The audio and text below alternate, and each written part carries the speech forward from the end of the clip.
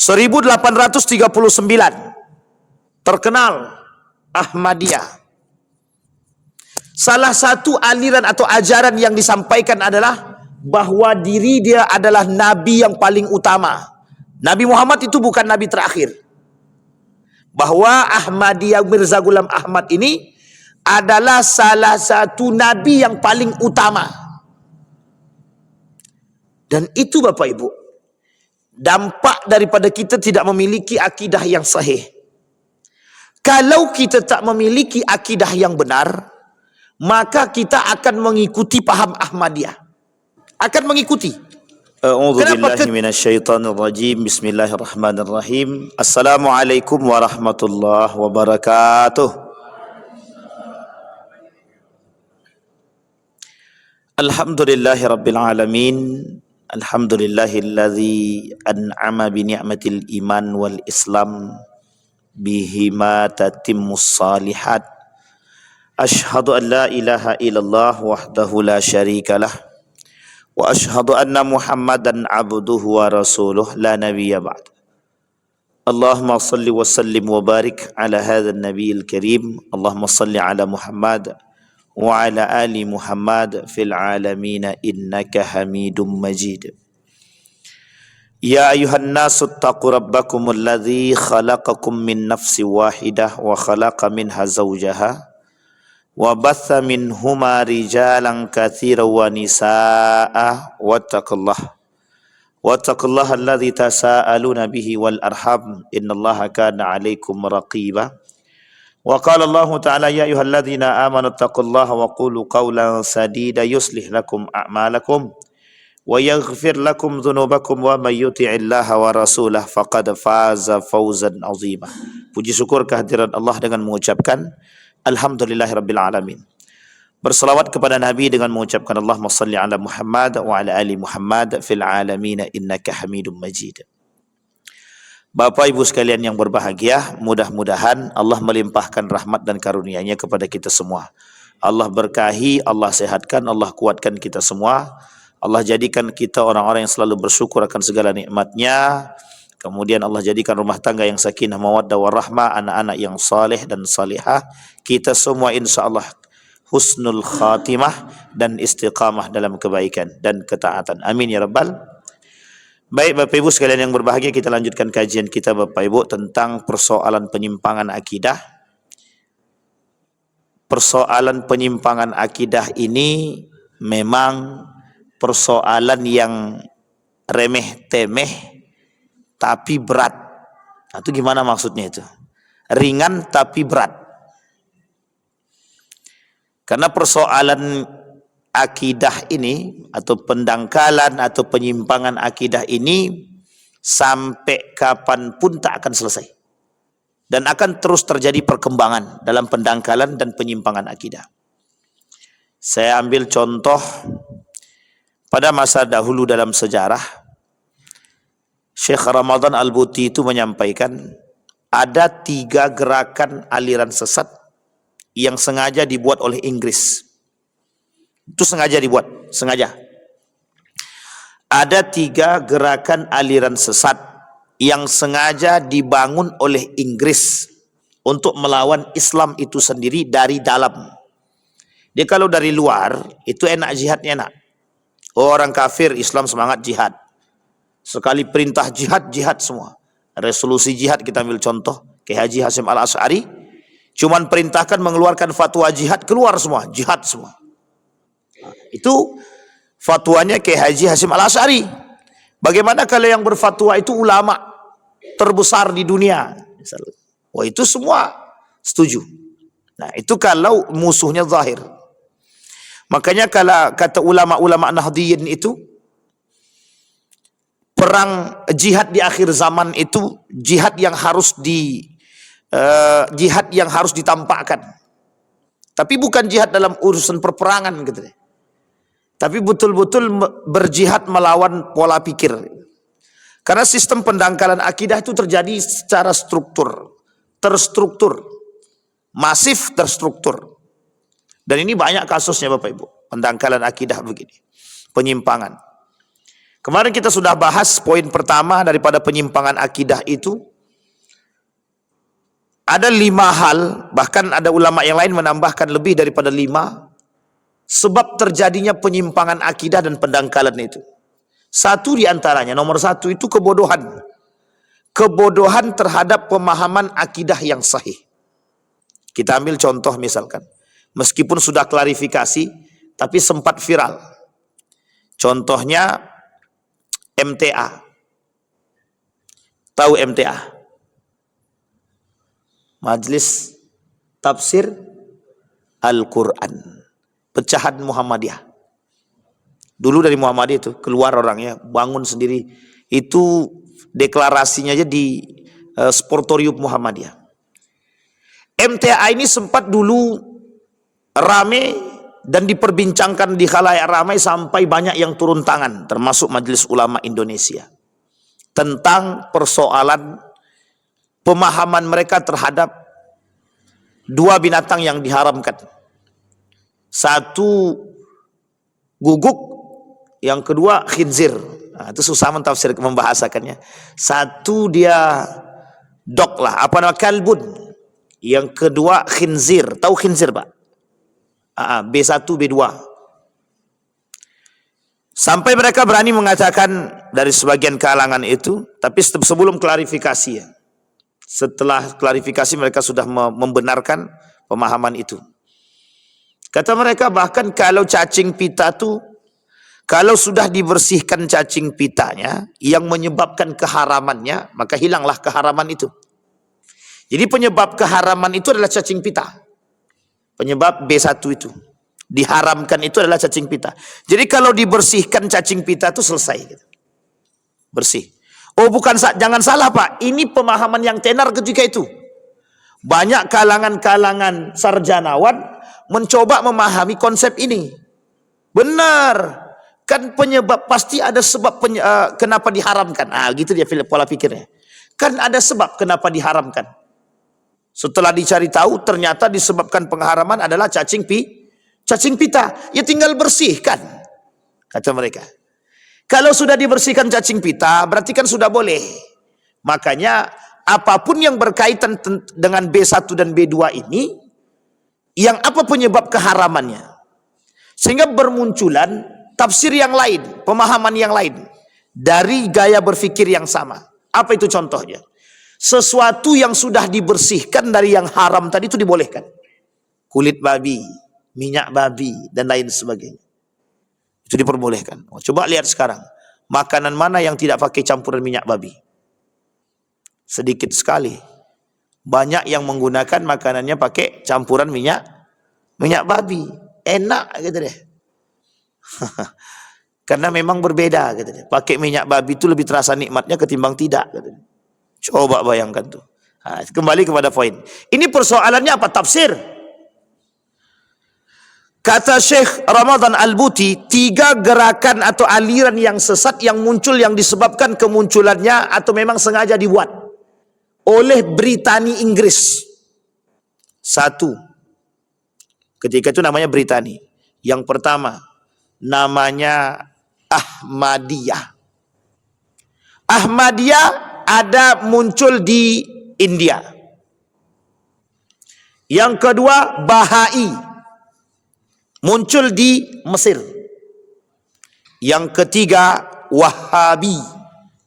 Wahabiyah, Muhammad Abdul Wahab Rustum. Itu muncul di Saudi. Itu kata Syekh Ramadan Al-Buti sengaja dibuat 3 golongan itu. Dan tujuannya untuk menyesatkan. Kita lihat nanti Bapak Ibu. Betul nggak itu? Dampak daripada kebodohan pemahaman akidah yang sahih di tengah umat muslim hari ini. Kita ambil contoh. Mirza Ghulam Ahmad. Pimpinan daripada Ahmadiyah. Di mana? Di India. Pada tahun berapa Bapak Ibu?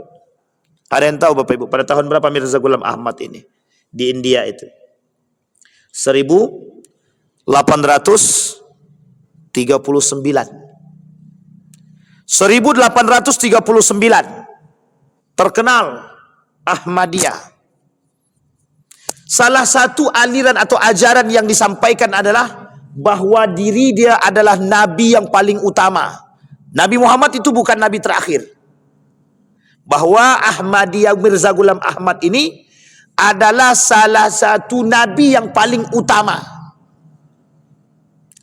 Dan itu Bapak Ibu, dampak daripada kita tidak memiliki akidah yang sahih. Kalau kita tak memiliki akidah yang benar, maka kita akan mengikuti paham Ahmadiyah. Akan mengikuti. Kenapa? Ketidaktahuan kita tentang Nabi yang terakhir, betul-betul terakhir. Allah berkata bahwa Nabi Muhammad akhirul anbiya, Nabi yang paling terakhir, tidak ada lagi Nabi setelahnya. Bagaimana orang tahu? Pelajar Pak, harus belajar. Kalau mereka tak belajar, kebodohan. Makanya orang yang mudah mengikuti daripada ajaran-ajaran sesat ini, kata majelis ulama, banyak yang mengikuti ajaran sesat ini. Penyebab pertamanya itu kedangkalan dan kebodohan dalam memahami akidah itu. Ini zahir Pak Ustaz. Ya memang, ini yang paling jelas. Dia masih ada yang lebih tak jelas lagi, yang abu-abu. Kalau dah masuk dalam konsepnya itu. Kita ambil contoh tadi. Seperti Bahai. Bahai itu Bapak Ibu, pada tahun berapa itu?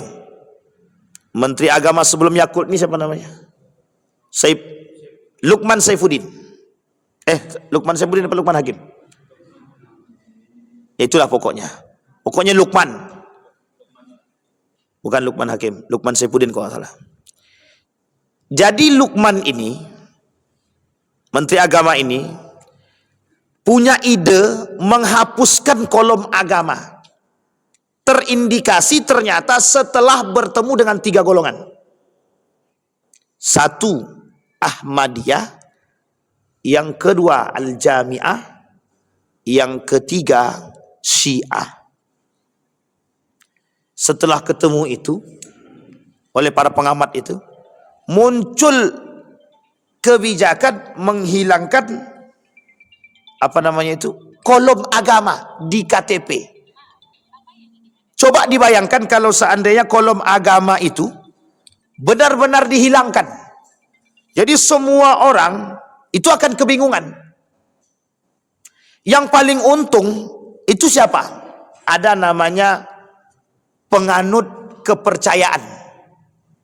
Jadi orang zaman dahulu itu Bapak Ibu, mereka tidak beragama, tapi penganut kepercayaan masa dulu. Sehingga kemarin nuntut kepada pemerintah, kenapa kami tidak dimasukkan dalam kolom agama? Agama yang terdaftar itu Islam, Kristen, Hindu, Buddha, Konghucu. Tambah satu lagi sekarang, Bahai namanya. Itu pada masa Lukman itu. Itu 6. Kata mereka protes. Loh, kami orang yang pertama kali, agama pertama kali, kepercayaan pertama sekali, kok kami nggak dimasukkan dalam undang-undang bahwa agama resmi? Karena waktu itu bukan agama, kepercayaan penghayatan. Kepercayaan penghayatan itu. Dan itu kepercayaan dan penghayatan ini, itu sebelum adanya negara Republik Indonesia. Mereka nuntut Pak, nuntut untuk dimasukkan dalam kolom agama, dalam kolom KTP, bahwa mereka itu agama. Itu bukan agama, kepercayaan.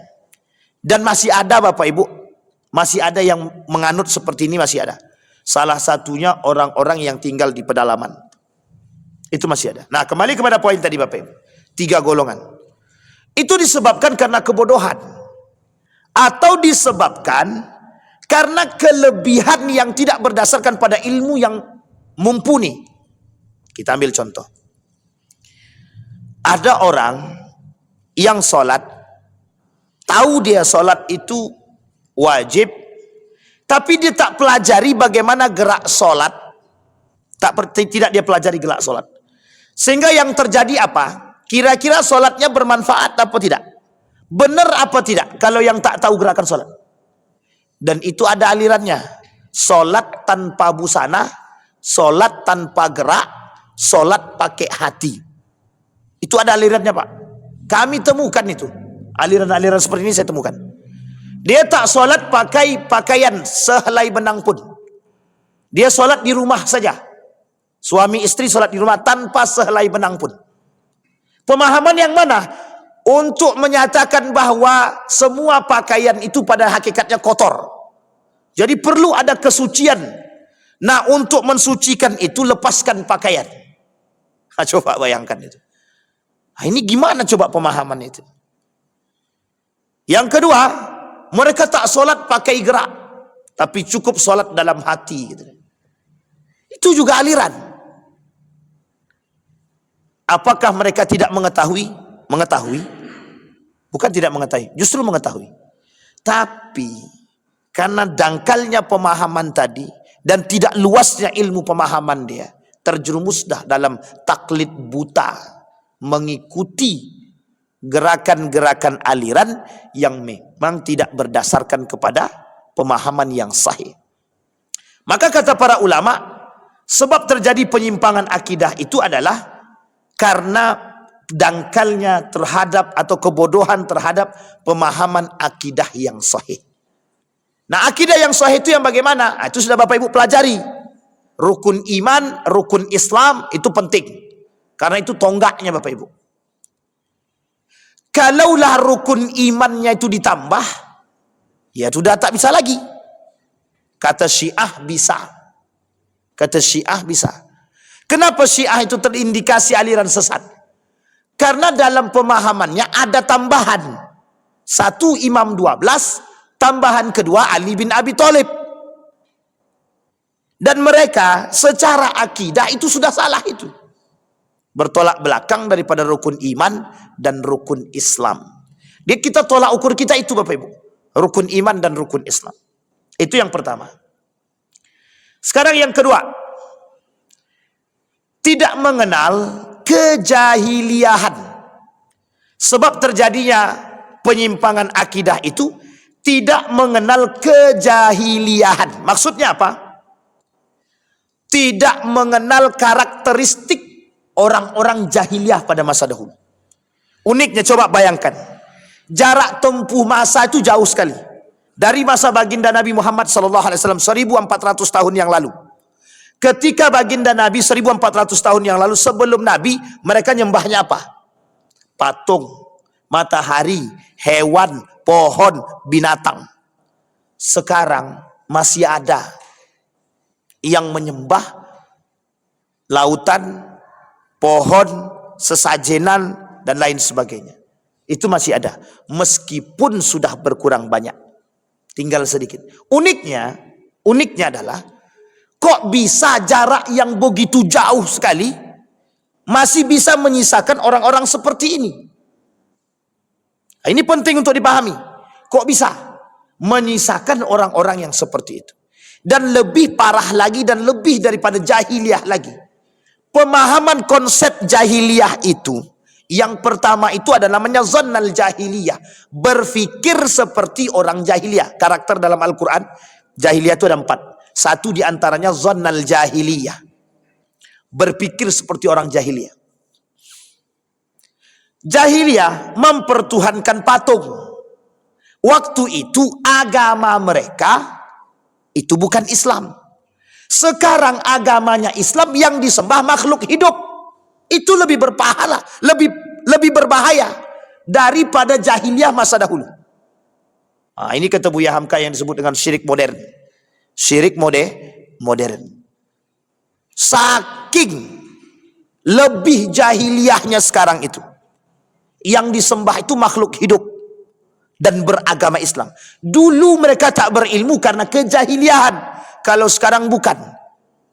Ilmu yang kebablasan justru membuat dia semakin terjerumus dalam langkah yang salah. Itu faktornya satu. Kurangnya iman. Atau terpengaruh. Atau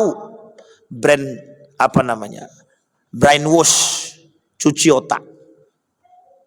Kenapa kok banyak orang bisa dicuci otaknya ikut teroris dan lain sebagainya? Mohon maaf Bapak Ibu. Kedangkalan pemahaman terhadap akidah yang benar kedangkalan terhadap pemahaman nilai-nilai agama yang sahih. Itu sangat banyak.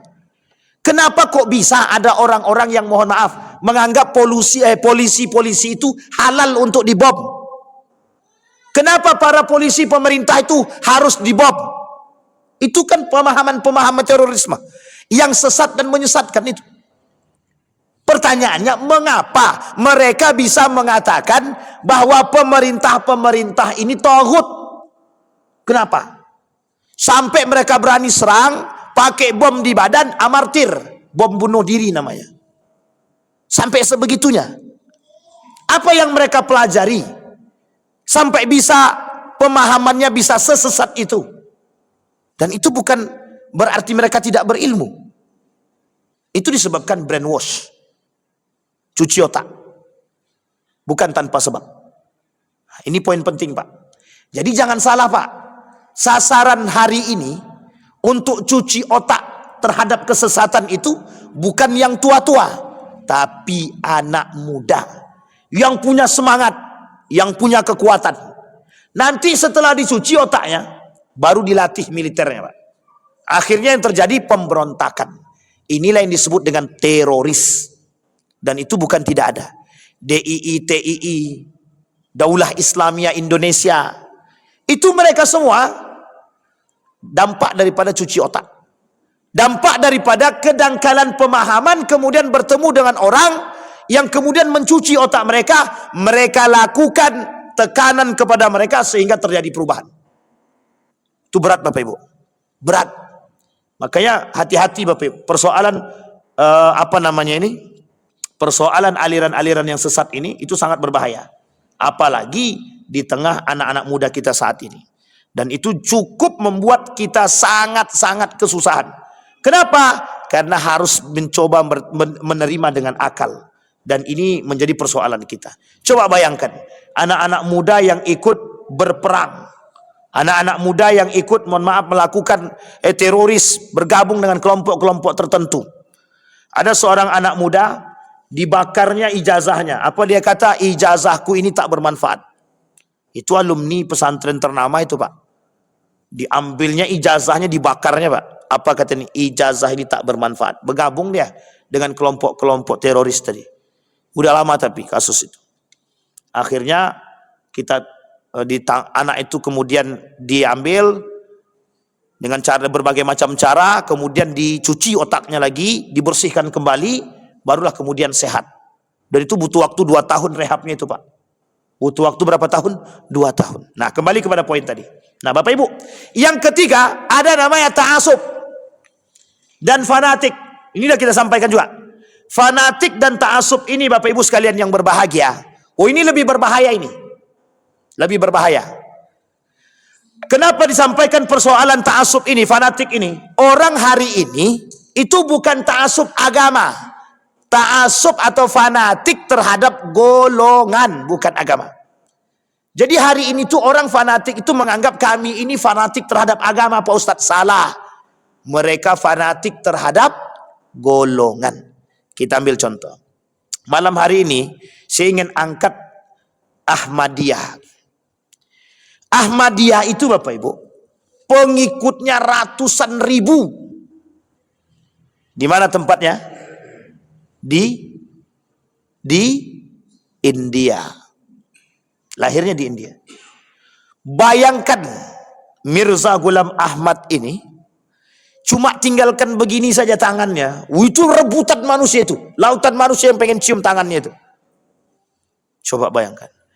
Apakah mereka fanatik terhadap Mirza Ghulam Ahmad atau terhadap agamanya? Mana yang benar? Mereka ta'assub atau fanatik bukan kepada Mirza Ghulam Ahmad, tapi bukan kepada agama, tapi lebih kepada Mirza Ghulam Ahmad. Karena Mirza Ghulam Ahmad dianggap punya kelebihan. Karena dianggap punya kelebihan, inilah kemudian yang menjadi persoalan. Sehingga Bapak Ibu, asabiyahnya atau fanatisnya atau fanatiknya bukan kepada ajarannya, lebih kepada Mirza Ghulam Ahmadnya. Kenapa Majelis Ulama Indonesia mengatakan kesesatan Ahmadiyah? Lu kalau tak sesat berbahaya Pak. Indonesia ini negara yang akan dijadikan pusat Ahmadiyah terbesar di dunia. Indonesia. Apa kata mereka? Kita lihat dalam hasil perkumpulan mereka dan fatwanya mereka. Kata mereka pada tahun 2000 sampaikan, saya tegaskan kepada kalian semua bahwa Indonesia pada akhir abad baru ini akan menjadi negara Ahmadiyah terbesar di dunia, insya Allah. Coba bayangkan. Ada ketakutan dari negara tetangga, Malaysia. Akan bermunculan kembali paham-paham Ahmadiyah. Akan bermunculan kembali. Meskipun sudah mulai tersingkirkan, mulai bermunculan. Maka kita perlu paham aliran sesat seperti ini. Sampai-sampai pusat pertama Ahmadiyah yang di India ini membangun pusat selanjutnya di Inggris, bekerja sama ketika itu, dan kemudian mencari negara yang lain sebagai acuan terbesar di dunia. Yang menjadi sorotannya adalah Indonesia. Kenapa? Ada alasannya? Ada. Karena mudahnya mengajak masyarakat Indonesia untuk masuk dan mencuci otak mereka. Coba bayangkan Bapak Ibu. Artinya apa? Kedangkalan terhadap pemahaman. Artinya apa? Kenapa kok bisa ada agama kejawen? Kenapa kok bisa ada orang sudah beragama Islam tapi tidak sholat? Ada orang beragama Islam tapi masih menyembah patung. Ada orang beragama Islam tapi mohon maaf masih percaya dengan yang lain. Ini masih banyak Pak, masih banyak. Maka muncul sejarah daripada Islam kejawen itu adalah salah satu dasarnya, yang penting kami masuk ke dalam Islam dulu. Masalah nanti Islam kami benar atau tak benarnya nanti dulu, belakangan. Yang penting kami masuk Islam dulu. Akhirnya masuk Islam. Tapi mereka tak sholat. Sampai-sampai satu kelompok di Jawa itu, mereka sampai berani mengatakan Islam kejawen ini lebih benar daripada Islam yang sekarang. Sampai setegas itu Pak. Ketika dilakukan wawancara di daerah Gunung Kidul itu. Kenapa Bapak masih Islam kejawen? Apa jawaban dia? Islam kami kejawen meskipun tidak sholat jauh lebih benar daripada Islam yang sekarang. Kami berkomunikasi dengan Tuhan. Ini persoalan Pak bagi kita. Menjadi persoalan. Nah, Bapak Ibu sekalian yang berbahagia, dalam sorotan kita hari ini, pendangkalan akidah dengan bermunculnya aliran-aliran sesat itu menjadi perhatian kita semua. Itu yang ketiga. Sekarang kita lihat yang keempat Bapak Ibu, asabiyah ya, asabiyah. Jadi kalau orang-orang Muhammadiyah jangan terlalu fanatik terhadap Muhammadiyah. Sampai-sampai Muhammadiyah harga mati. Tidak ada itu Bapak Ibu, itu tidak slogan itu. Tidak slogan. Iya. Kenapa saya katakan tidak slogan? Yang kita bela, yang kita harus fanatik terhadap agama, bukan golongan. Dampak daripada fanatisme golongan, itu ketika golongan kita itu dijelekkan orang, kita sakit hati.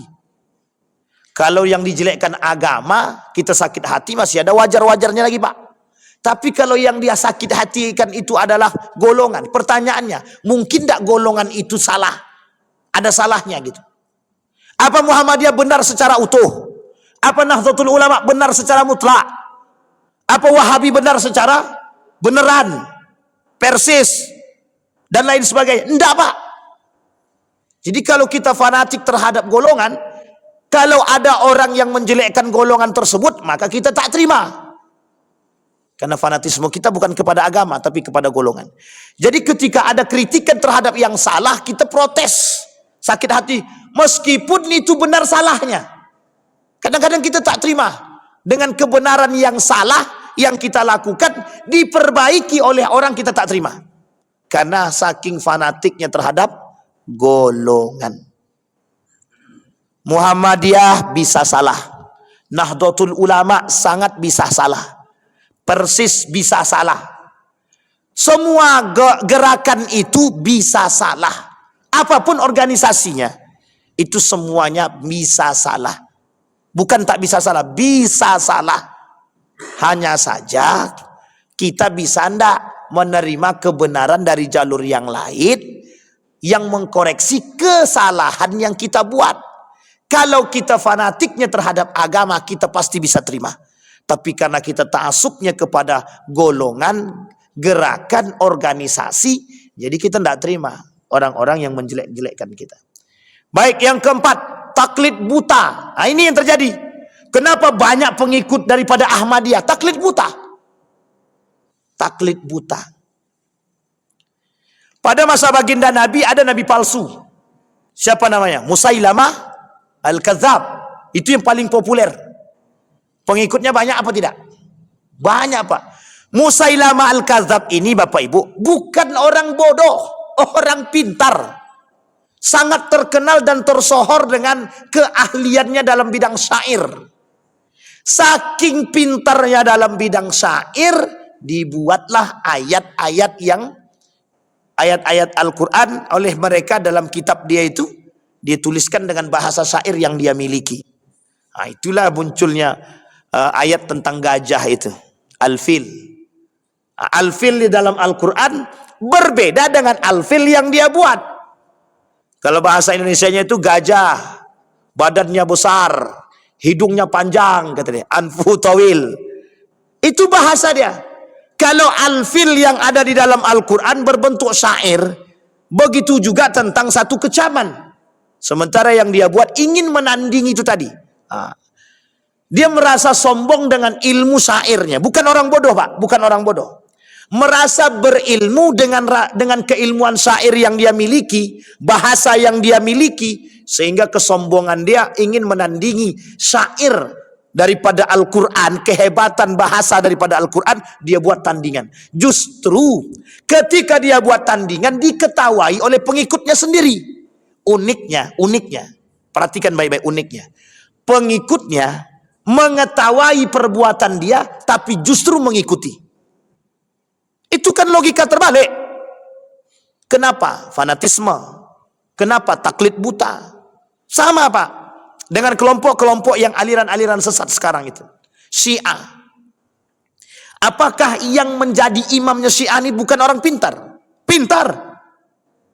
Apakah para imam-imamnya Syiah ini orang yang tidak berilmu? Salah, berilmu. Berilmu mereka, Pak. Pertanyaannya, kok bisa pengikutnya banyak? Karena fanatisme kepada orang, fanatisme kepada golongan, itu yang menyebabkan kesombongan dan keangkuhan.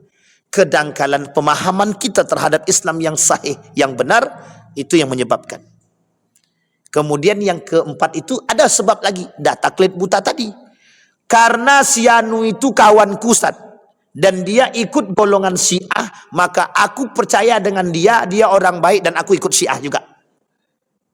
Coba bayangkan. Nih, Pak, mohon maaf, alumni pesantren. Salah satu alumni pesantren terbesar di Indonesia. Berangkat dia ke Iran.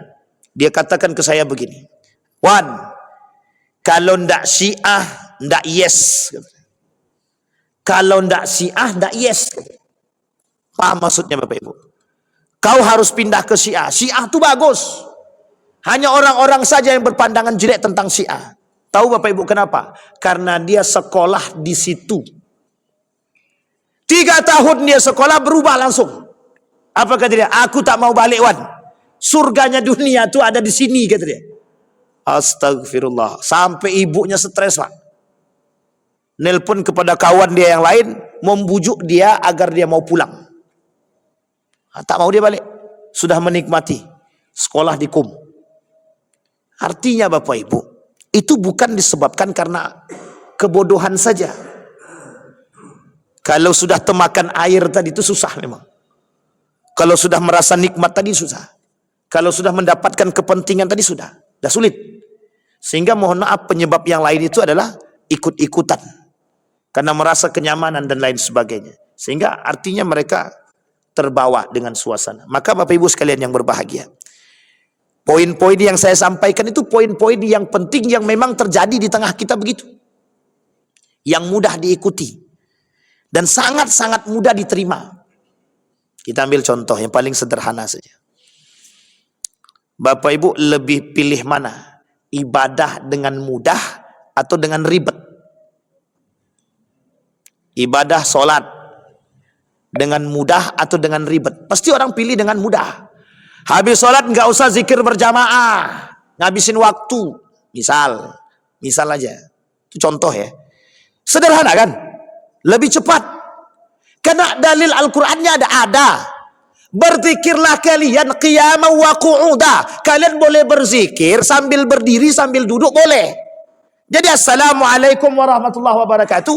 Assalamualaikum warahmatullahi wabarakatuh. Langsung berdiri zikir sambil jalan boleh. Lebih cepat apa lebih lama? Kalau nunggu zikir berjamaah, belum lagi zikirnya ada 3. Subhanallah, alhamdulillah, Allahu Akbar. Nanti imamnya tambah pula lagi la ilaha illallah.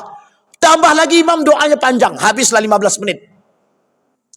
Coba bayangkan. Orang-orang berpikir sehingga daya tarik. Uniknya Pak, kalau kita tahu ilmunya tidak jadi persoalan. Kalau kita tahu ilmunya tidak jadi persoalan. Yang kita tak tahu, yang kita persoalkan adalah kita tidak tahu ilmunya tapi kita ikut-ikutan. Itu persoalannya. Sehingga dengan ikut-ikutan, kalaupun kita ikut-ikutan ada landasan yang kuat yang kita ikuti, tak ada masalah.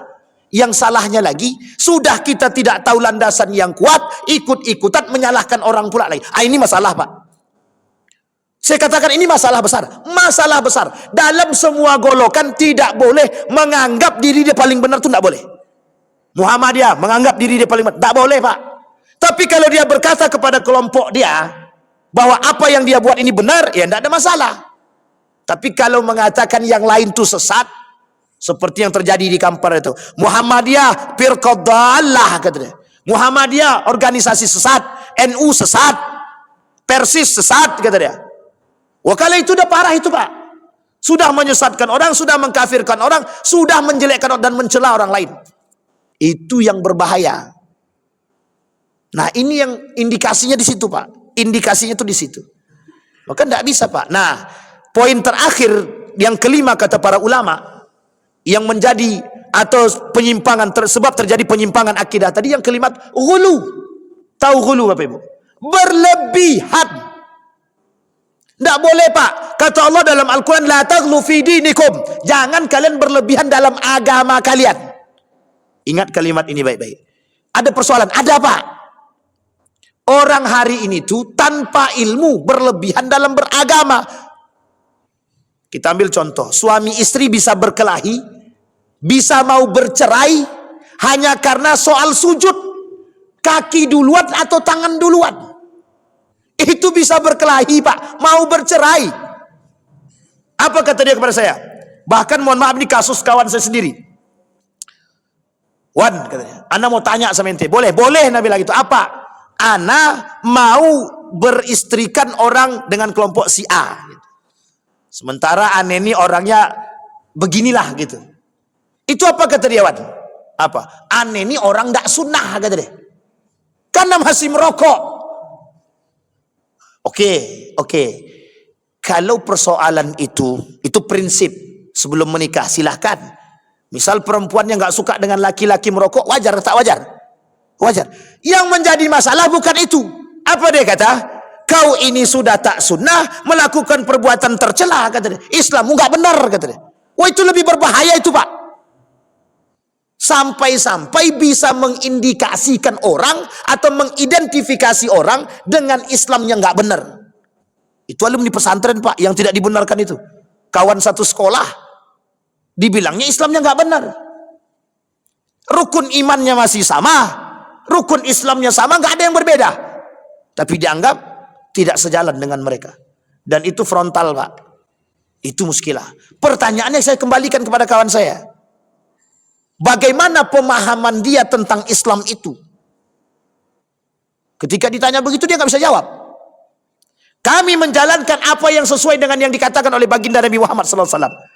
Kalau cuma sampai di situ Bapak Ibu, selesai kita Pak. Selesai. Tahukah saya selesai?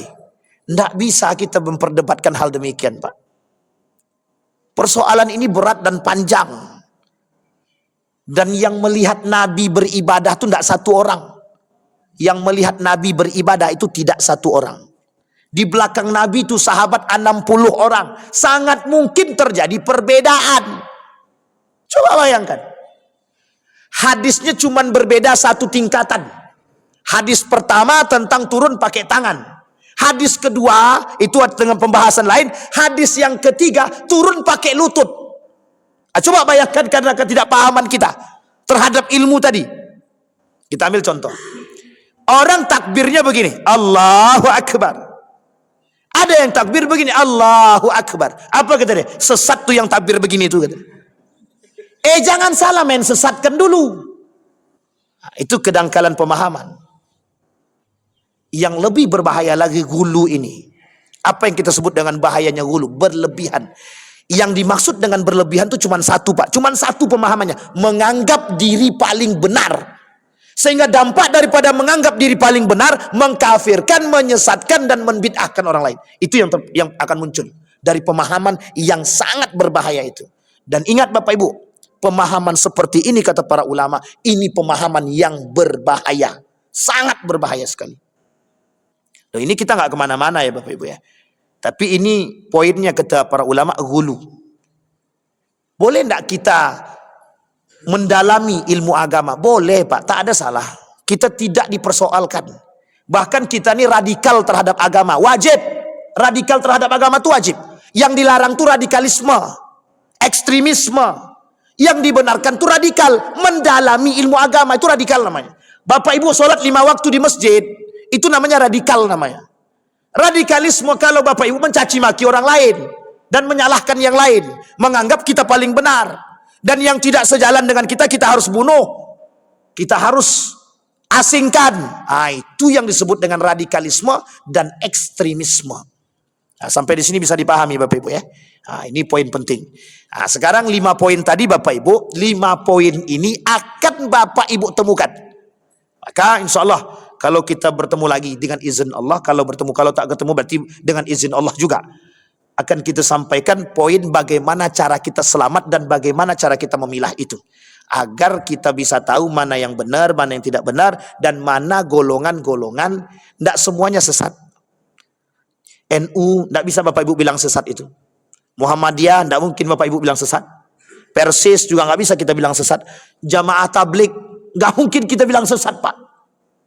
Selagi rukun Islam dan rukun imannya itu benar. Kita bahas di dalam bukunya Risalah Ahlus Sunnah wal Jamaah karangan Syekh Hasim Al-Asy'ari. Kalau dalam karangan beliau ini agak aman sedikit. Tapi kalau dalam karangan yang lain kita sampaikan, itu agak berbeda sedikit.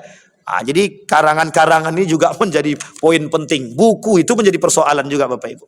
Oke Bapak Ibu sekalian yang berbahagia, mudah-mudahan ada manfaat bagi kita semua. Fa'tabiru ya ulil absar la'allakum tuflihun. Assalamualaikum warahmatullahi wabarakatuh.